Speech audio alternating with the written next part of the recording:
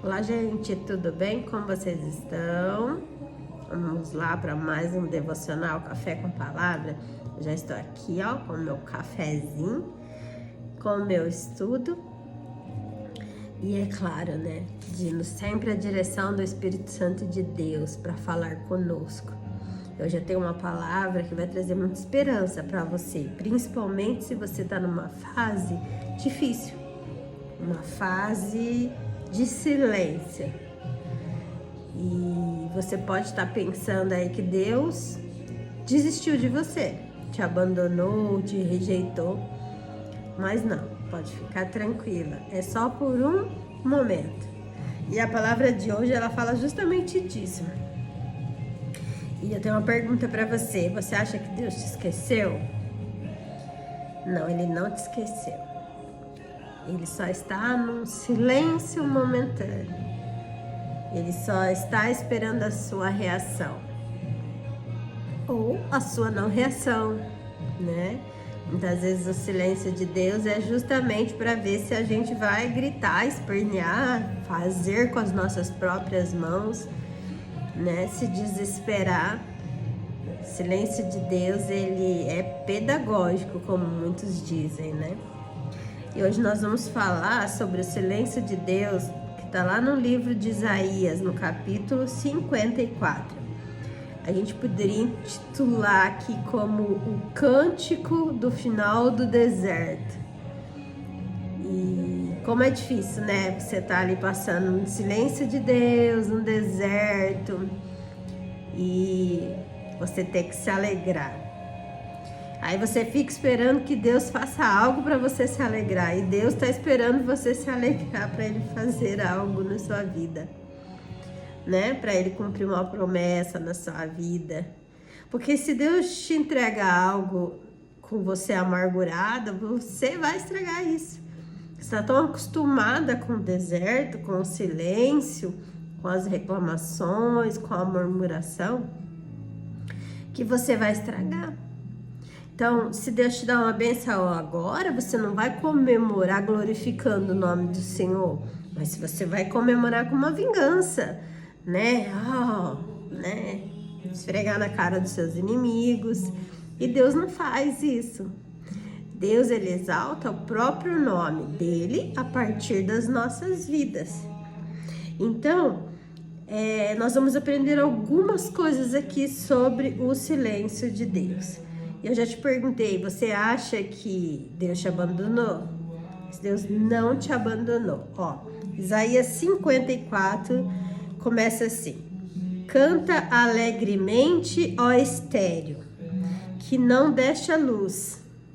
Exulta de prazer com alegre canto e exclama, tu que não tivesse dores de parto. Porque mais são os filhos da solitária do que os filhos da casada, diz o Senhor. Então quer dizer, a mulher que não teve a alegria de gerar, canta. Ele está dizendo, você ainda não gerou, mas canta. Primeiro você tem que ficar alegre. Quando você lê isso, você pode lembrar da história de Ana. Primeiro ela teve que se alegrar, comer, entender o processo dela, para daí Deus gerar Samuel no ventre dela. Então é isso, você ainda não gerou, mas se alegra, porque Deus é a tua esperança. Se você tem a esperança nele, então quando você receber, você vai glorificar o nome dele. Continua, amplia o lugar da sua tenda e a cortina das suas habitações. Se estendam, não em peças, alonga suas cordas e firma bem as suas estacas.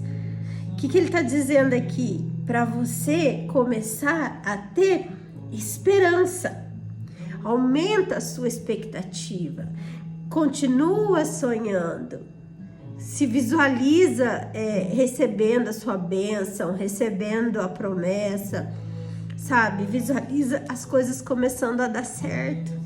Amplie a sua esperança, aumenta a sua tenda, porque aqui ele faz uma alusão à mulher que vai gerar um filho.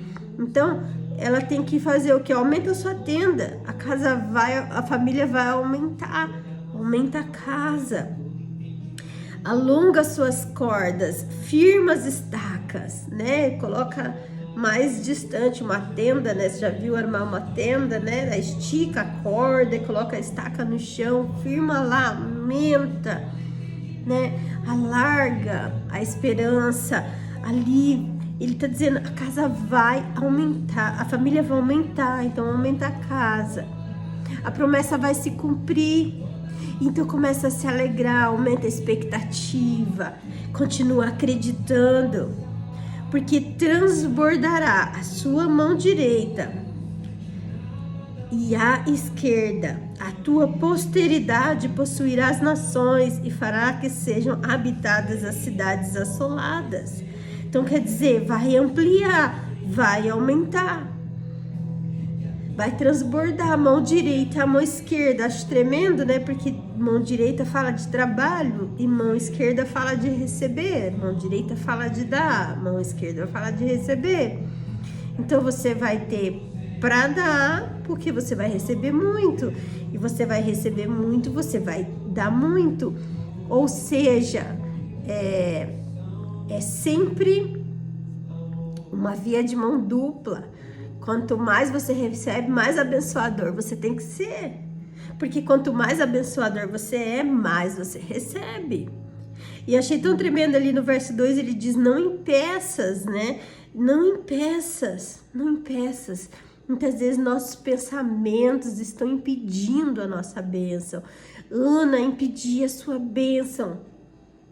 Por quê? Porque ela estava amargurada. Então, quando Deus vai realizar, quando chega o tempo de realizar, ele vem com uma palavra dessa para você e te alegra. Só que aí você tem que receber essa palavra no seu coração e executar ela. Como que eu vou ficar alegre do nada, Rúbia? Não, lendo a palavra, lembrando da promessa, sabe? Começar a planejar. Gente, você já começou a planejar um sonho? Vamos falar uma casa. Né, trabalhei muitos anos na área da construção, já tive o privilégio de construir uma casa para mim. Como que é? Como que é o planejamento? Todo mundo começa a se envolver, você começa a imaginar como vai ficar, entende? Então você tem que começar a planejar. Você já teve alguns sonhos na sua vida? Sonho de fazer faculdade, né? Aí você quer fazer, aí quando você consegue, você começa aquela expectativa a aumentar. É maravilhoso. Então, volte a sonhar. Se você quer comprar um carro, volte a sonhar. Vai lá, faz um test drive, né? Escolhe. Mas não vai com uma desesperança que, mas eu não tenho dinheiro. Mas sabe, Deus vai te dar um recurso. Ele pode te dar um trabalho novo, ele pode te dar uma promoção nova. Começa a vivenciar isso, se alegrar antes de receber, para você se alegrar junto com o Senhor. Então, ele continua, ó, não temas, porque não serás envergonhada. Eu acho tão tremendo aqui, eu vou ter que ligar porque tá muito quente, gente. Eu acho tão tremendo aqui, porque ele fala, não temas, porque não serás envergonhadas. Não te envergonhes, porque não serás confundida. Antes te esquecerás da vergonha da sua mocidade, e não te lembrarás mais do opróbrio. O que ele está dizendo? Não deixe o passado trazer medo para você de um futuro, porque muitas vezes o passado fica ali, sabe, te travando. Os seus pensamentos ficam no que você viveu lá atrás, na vergonha, na angústia, na dor, na tristeza. E ele está dizendo, não tenha medo. Por quê? Porque o amor lança fora todo medo. E quando você vai realizar algo, você precisa injetar um amor nisso. A Bíblia diz que sem amor nada podeis fazer. Então você precisa ter essa esperança, essa alegria. Isso é amor. Isso é amor pelo que você está sonhando. Isso é amor pelo que você quer viver. Sabe? Coloca amor por você. começa a visualizar você vivenciando, mas não como uma expectativa de um ensino de lei da atração ou disso ou daquilo, não, numa expectativa de que Deus está falando para você. Volte a se alegrar, volte a sonhar, deixa esse passado, não tenha medo do que possa acontecer, porque muitas vezes nós ficamos num ciclo de repetição e temos medo do que possa vir a acontecer, por causa do que já aconteceu lá no passado. Mas Deus está te falando aqui, ó, que Ele quer que você já se alegre. Quando Deus fala para você que Ele quer que você já se alegre, é porque Ele vai fazer alguma coisa. E achei tão interessante que Ele diz aqui, ó, antes te esquecerás da vergonha da sua mocidade e não te lembrarás mais do opróbrio da sua viuvez. Esquecerás da vergonha da sua mocidade. Quando eu li isso, né, eu pensei, quando nós somos jovens, nós fazemos escolhas erradas, nós não temos sabedoria para escolher. Quando nós somos jovens, nós escolhemos por impulsos, né? E fazemos muitas escolhas erradas. Então ele está dizendo, não te esquecerás, te esquecerás da vergonha da sua mocidade. Sabe o que eu quero dizer hoje aqui para você com isso aqui? Você fez lá atrás o que você dava conta. Era o que você dava conta. Talvez na sua mocidade, talvez 15 anos atrás, talvez 5 anos atrás, talvez no ano passado. Você fez o que você dava conta naquele tempo. Mas agora você já é outra pessoa. Depois dessa palavra, você é mais outra pessoa ainda. Porque a palavra de Deus, ela vem transformando a gente por dentro. Olha só, porque o Criador é seu marido. O Senhor dos Exércitos é o seu nome. E o Santo de Israel é o seu Redentor. Ele será chamado o Deus de toda a terra. Que lindo, né? Porque quando Cristo entra na nossa vida, e aqui tá falando do povo de Deus, né? E quando Deus deixou Israel por um tempo, porque tinha se corrompido, saindo da presença de Deus, né?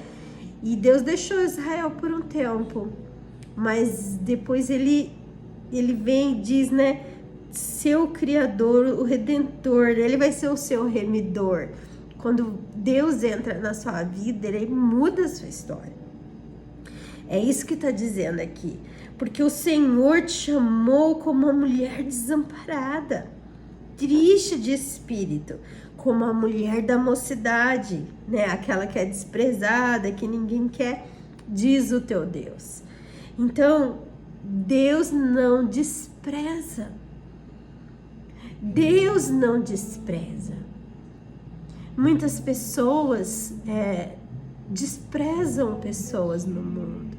Desprezam pelo nível intelectual, desprezam pela capacidade de adquirir finanças, bens, desprezam as pessoas por um estado momentâneo, né? Nós vemos muito isso na história de Jó, como ele foi desprezado por todos por um estado momentâneo, né? Isso é tão sério, porque nós não podemos bajular pessoas, porque sabemos que a história dela pode mudar e também não podemos desprezar, né? Nós temos que olhar para as pessoas como Cristo olha para as pessoas. Eu já vivi momentos em que eu tratava pessoas assim, de uma situação desprezível para o mundo, como uma pessoa muito importante, e as pessoas não entendiam, e eu às vezes não entendia. Eu falava, nossa, mas eu olhei para as pessoas, não via isso daí nela, sabe? Porque quando a gente está com o olhar em Cristo, quando você está ali com uma intimidade com Cristo, Deus olha e você olha como Deus olha. E nós precisamos ter esse coração esperançoso na as pessoas. Porque Deus está olhando para as pessoas com esperança. Por pior que elas sejam ou estejam hoje, Deus não dispensa ninguém. Deus não descarta ninguém. Somos nós que o rejeitamos. Somos nós que não queremos viver a vontade dele. Em grande ira te escondi a minha face por um momento. Deus, mas com benignidade eterna me compadeci de ti, diz o Senhor, o seu Redentor. Então, Deus é como um pai, né? Que você tá ali birrenta, você tá ali rebelde, fazendo arte, e aí seu pai fala, e você não obedece. E aí o que acontece? Teu pai fica, tá, então tá bom. Fica de longe observando. Tá te observando. Pra você não cair, pra você não se machucar. Mas ele tá te observando. Ele deixa você ir até onde você consegue ir com a sua idade, maturidade, né? E então, só que ele tá ali, é só por um instante. Daqui a pouco ele já vem ali de novo. Porque isto será para mim como as águas de Noé. Pois jurei que as águas de Noé não inundariam mais a terra. Assim jurei que não me irarei mais contra ti, nem te repreenderei. Que tremendo. Está em Gênesis 9, né? 8 a 19, fala ali da aliança de Deus com Noé. Então, que não ia mais ter dilúvio, que Deus deixou o sinal no céu, que é o arco-íris, sempre que aparece depois de uma chuva. É um basta de Deus, é um limite de Deus. Então, ele sabe também o tanto de silêncio dele que nós podemos suportar.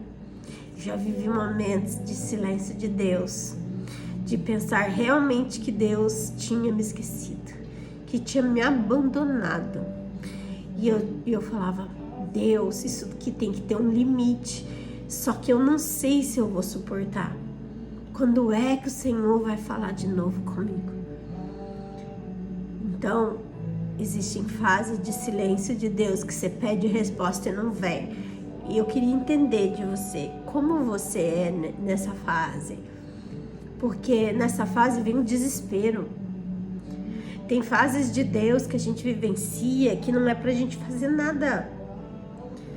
E como é desesperador não fazer nada. E você vê todo mundo fazendo, todo mundo acontecendo, todo mundo indo e você ficando. E é difícil porque Deus falou, não faça nada, e ficou em silêncio.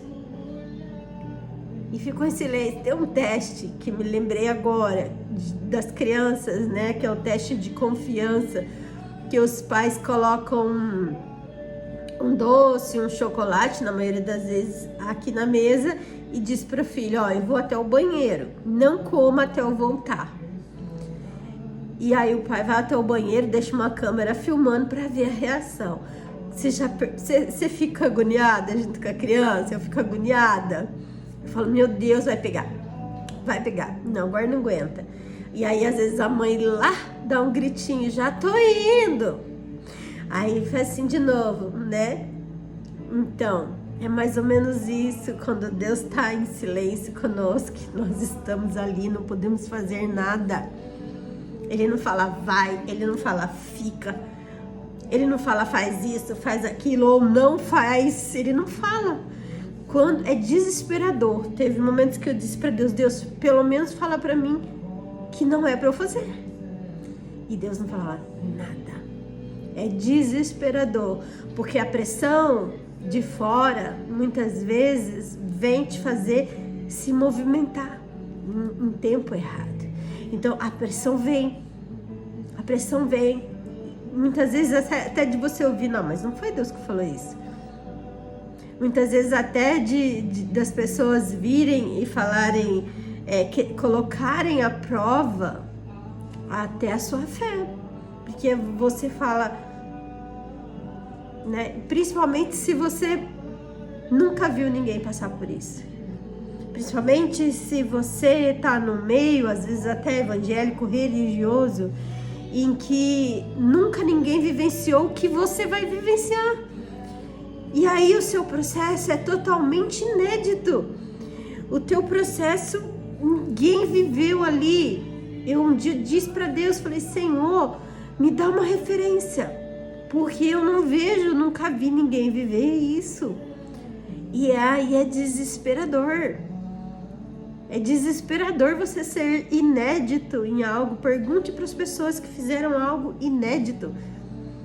É muito ruim, você não sabe se vai dar certo, se vai estar errado.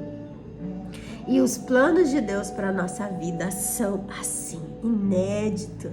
Se você está nesse processo de silêncio de Deus, quanto mais tempo é o silêncio de Deus, pode ter certeza, é um preparo muito grande, de uma resistência muito grande que Ele está criando em você, para você vivenciar as promessas dEle.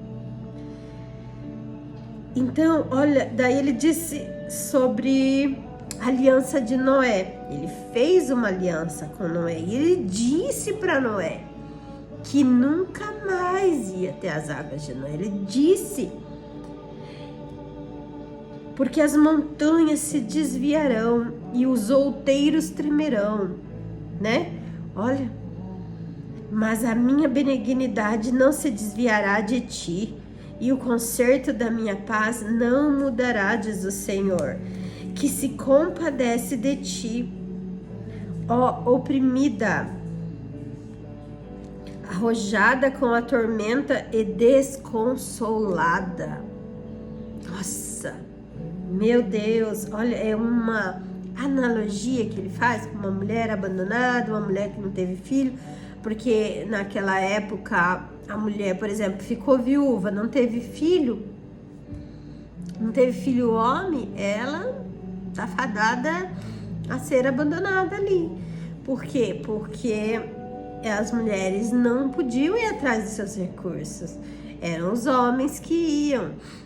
E aí, se ela não tinha nenhum homem para trabalhar por ela, ela era fadada ao fracasso, à morte. Então, essa analogia que Deus fez, né? E as tuas janelas farei cristalinas.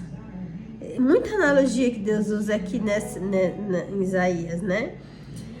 Suas janelas farei cristalina, né? Limpas de novo, né? Vai poder olhar para fora, né? As tuas portas de rubis, olha só, suas entradas preciosas.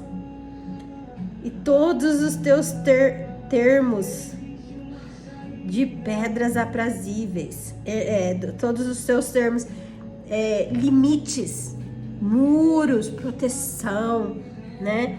Então, há muito cuidado aqui de Deus, nessa analogia da mulher abandonada, de Israel que foi corrompida, que estava em pecado, e Deus vai e busca de novo para ele, né? Busca essa mulher para ele, né? Busca a sua igreja para ele, busca a sua filha, o seu filho para ele de novo. Tem um cuidado ali, tem uma proteção maior ali, tem um cuidado maior, tem um valor maior. Tem um valor maior. Por quê? Porque Deus te deixou ali para você, castigo, como o pai coloca de castigo, para você aprender a lição, para você ter maturidade, quando Deus diz não é não, quando Deus diz vai é vai, obediência, e você permaneceu, sendo filha, sendo filho. Tem um valor maior. Tem um valor maior a solidão. Tem um valor maior quando você passa por esse deserto, por esse silêncio de Deus e permanece. Que Deus está falando muito sobre esperança, perseverança e permanência. Então, tem um valor maior. Você permaneceu em Deus diante de tudo que você já viu, de tudo que você já viveu. Você permaneceu fiel, você permaneceu no caminho, você permaneceu fiel a Deus, mesmo diante dos seus perseguidores.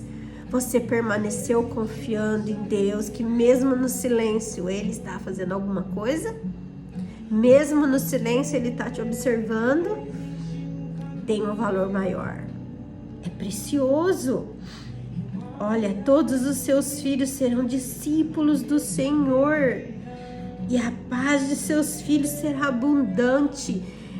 Tudo que Deus faz na nossa vida é geracional. Eu falo isso repetidamente. É geracional. Deus não faz nada em nós, através de nós, por nós, só para nós. É Pai nosso, é pão nosso, é nosso, é para a posteridade, é para os teus filhos, é para os seus netos. Então, nós precisamos entender isso. Muitas vezes seus filhos não estão entendendo o teu caminho, que você está perseverando, que você está insistindo, porque para um bem deles, que eles, está escrito que eles vão ter paz. Então todos os seus filhos, os filhos de Israel, os filhos da igreja, os filhos do crente, os filhos vão ter essa paz, porque os seus pais permaneceram. Quantas vezes nós lemos a Bíblia e vemos profetas, Jesus, Deus, dizendo assim, permaneça no Deus, confiando no Deus dos seus pais. Então, é posteridade, é geracional. Nós temos escolhas. Precisamos também entender isso, porque também é único. Também tem que ser unilateral. Deus acredita em você e você acredita nele. Deus confia em você e você confia nele. Então, nós precisamos entender isso. É nós, através de nós, mas não é só para nós, amém? Com justiça será confirmada, estarás longe da opressão. Olha que tremendo, porque já não temerás, e também do espanto, porque não chegará a ti. Porque já não temerás. Achei tão tremendo isso aqui que eu grifei. É claro que tem muitos outros entendimentos, e cada pessoa vai tirar um entendimento. Eu, se eu ler isso aqui amanhã, vou ter outro entendimento. Mas eu grifei algumas coisas que eu tô dizendo para você, que foi o que Deus falou comigo hoje. Então, por que já não temerás? Quando você já viveu algo, você se fortalece naquilo. Quando você já teve uma experiência, aquela experiência fortalece o seu emocional, o seu espiritual, o seu entendimento. Então, você já não teme mais passar por ali. Você já não teme mais vivenciar aquilo ali. Tem que avançar. Por isso que o medo não pode te parar.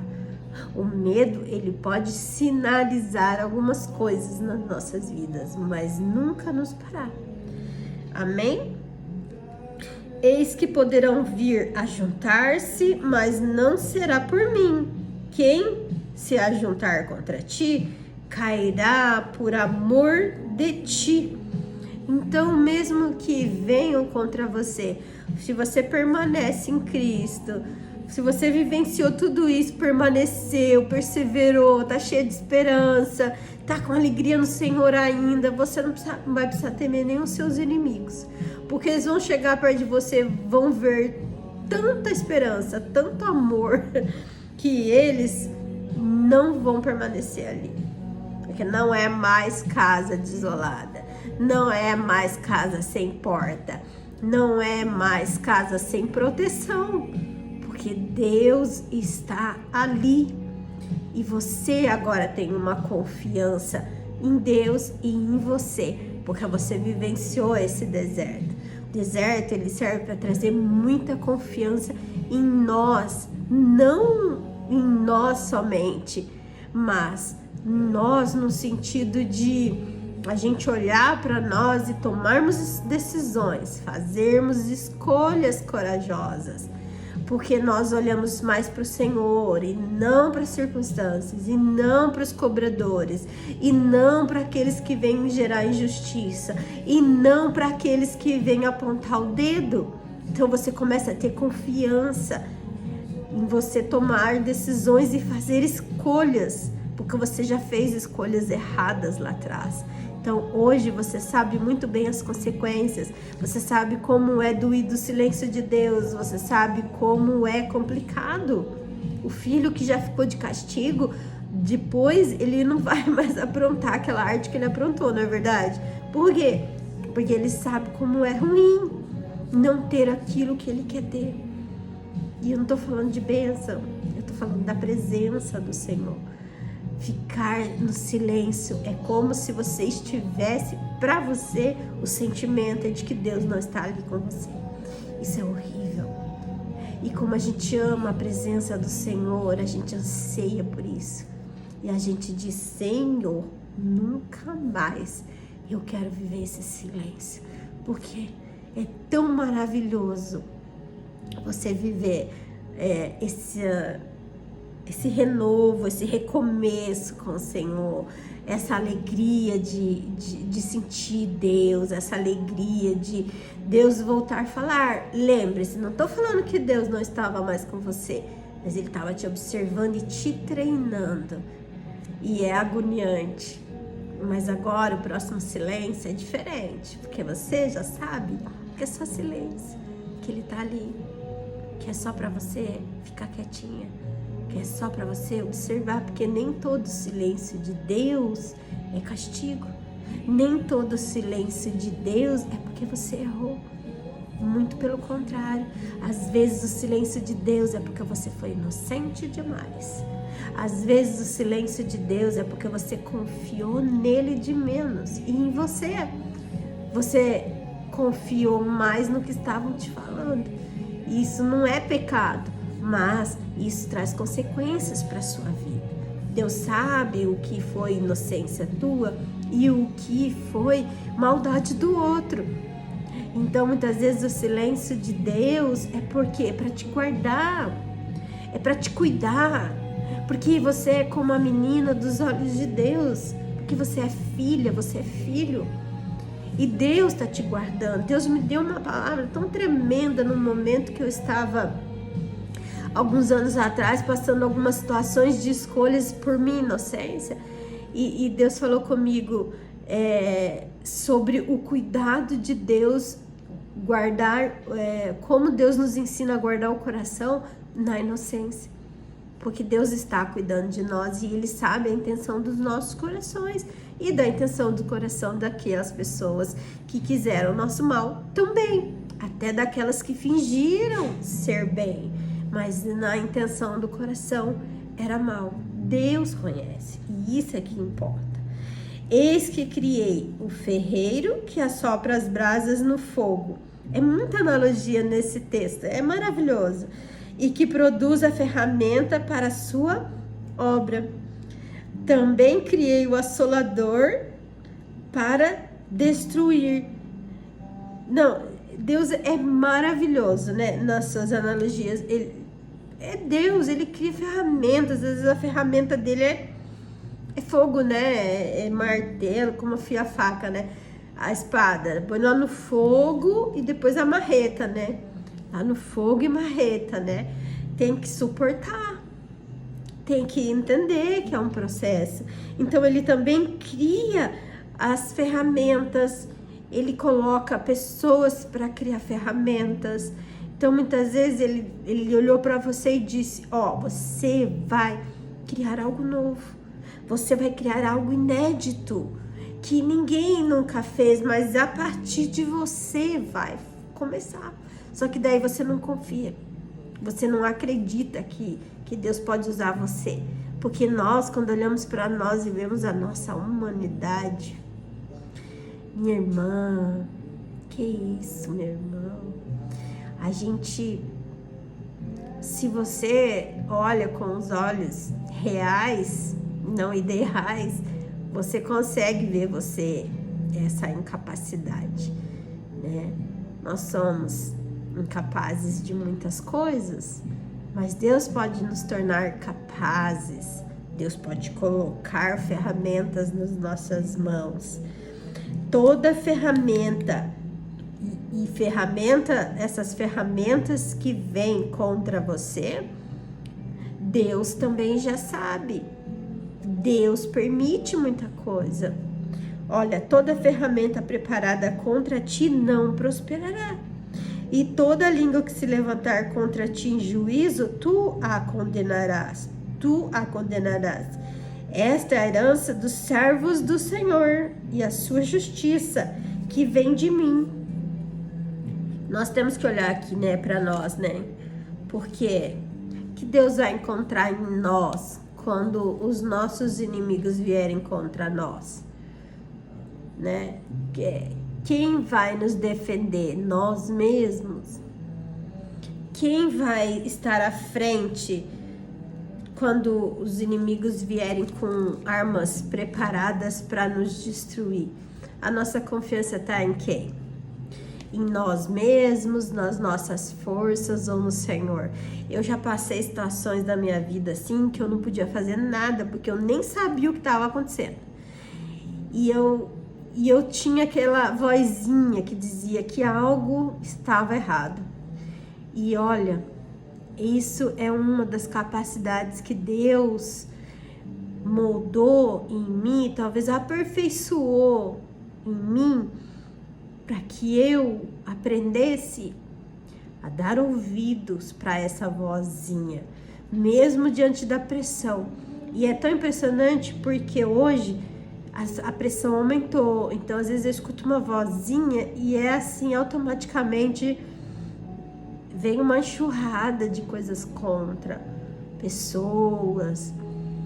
E às vezes eu nem falei ainda, mas o inimigo, deixa eu te falar uma coisa, deixa eu te posicionar como um entendimento do céu.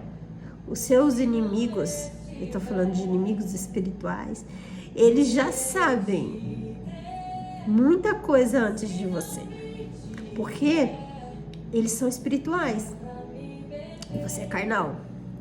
Então, se você não se colocar em espírito, não buscar a Deus, não se moldar, em ouvir o Espírito, em ter intimidade com o Espírito, você vai se perder agindo na carne.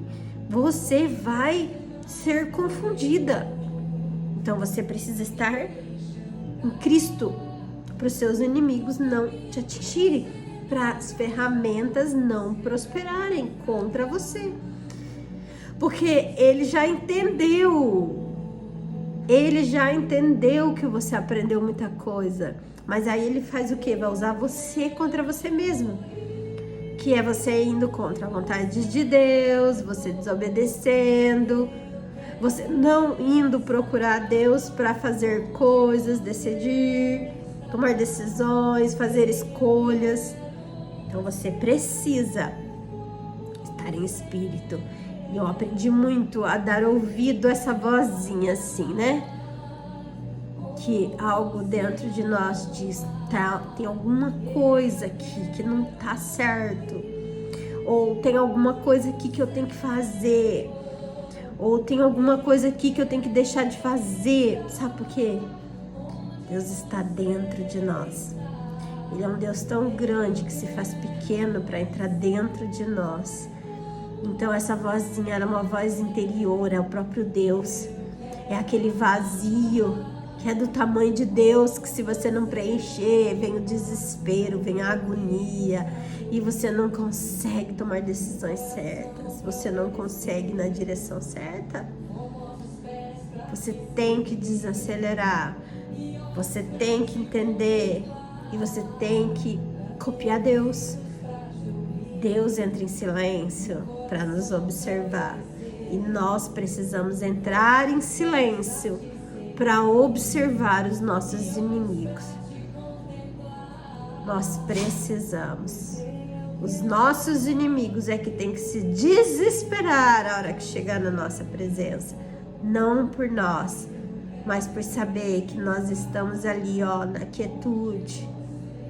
Nós estamos ali, ó, observando, nós estamos ali, ó, buscando a Deus.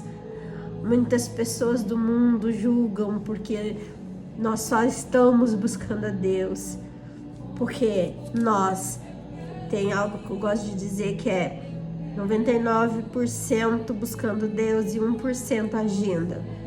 Não é porque preguiça, não é porque não quer fazer, é porque é muito mais sábio você primeiro ouvir e depois agir. É certeiro.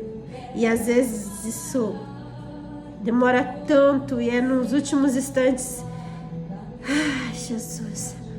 Sabe, quando Noé preparou aquela arca, ele tinha 600, ele tinha 500, um pouco menos de 500 anos, né? Quando Deus falou com ele, porque ele pregou 130 anos. Então, de repente, Deus falou daqui 7 dias. Olha isso! Gente, quando eu li semana retrasada, eu fiquei impactada. Daqui 7 dias vou mandar água. E sabe, ele pregou 130 anos. Ninguém ouviu ele. Às vezes Deus vai fazer algo na nossa vida que nós não estamos esperando. Às vezes Deus não vai fazer algo na nossa vida que nós estamos esperando. Não engesse Deus, não coloque Deus dentro de uma caixinha. Tem uma oração que eu quero te ensinar que diz assim: quando você for orar, ore com uma expectativa de que Deus vai fazer algo, mas não necessariamente o que Ele vai fazer. Por exemplo, algumas coisas são específicas que você está esperando. Ai, Senhor, eu queria tanto um carro. Coloca uma coisa material para você entender, mas às vezes é um dom, às vezes é uma presença que você ainda não sente. Então, você diz: Deus, eu quero um carro, tanto um carro, Senhor. Nossa, Deus, aquele carro lá, assim, assim, assim, assim. Mas coloque uma esperança no seu coração que Deus pode sim fazer aquilo. Deus pode te dar um carro inferior, mas com uma alegria tão grande, de uma forma tão sobrenatural. Ou Deus pode te dar um carro muito além do que você pode pensar. Entende? Isso aqui é confiar em Deus. Isso aqui é entender que Ele pode fazer o que Ele quiser. Que você tem que permanecer sendo filha, sendo filho, com o que Ele fazer. E Ele é assim. Ele é assim. Ele é assim. E eu já vivi experiências de que Ele é assim.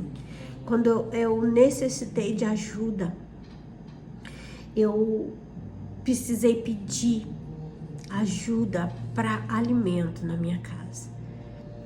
E eu tinha medo de sofrer quando eu fosse receber essa ajuda. Eu tinha medo de que quando alguém me entregasse uma cesta básica, aquilo doesse no meu coração. E eu orei a Deus, eu falei para Ele cuidar disso. E foi tão incrível a forma que Deus fez, porque Ele entendeu que eu estava com esse medo. E quando eu fui receber essa ajuda, a pessoa que foi fazer isso, ela não adquiriu aquela cesta básica para me doar. Essa pessoa foi até o supermercado e comprou coisas com sacolinhas. Eu nem lembrava dessa oração. E quando alguém veio me entregar na minha casa, em sacolinhas, os meus filhos ficaram sabendo anos depois que aquilo era uma doação. Olha como Deus cuida do nosso coração. E eu recebi com tanta alegria aquilo. Foi muito mais... Eu senti muito mais alegria do que dor.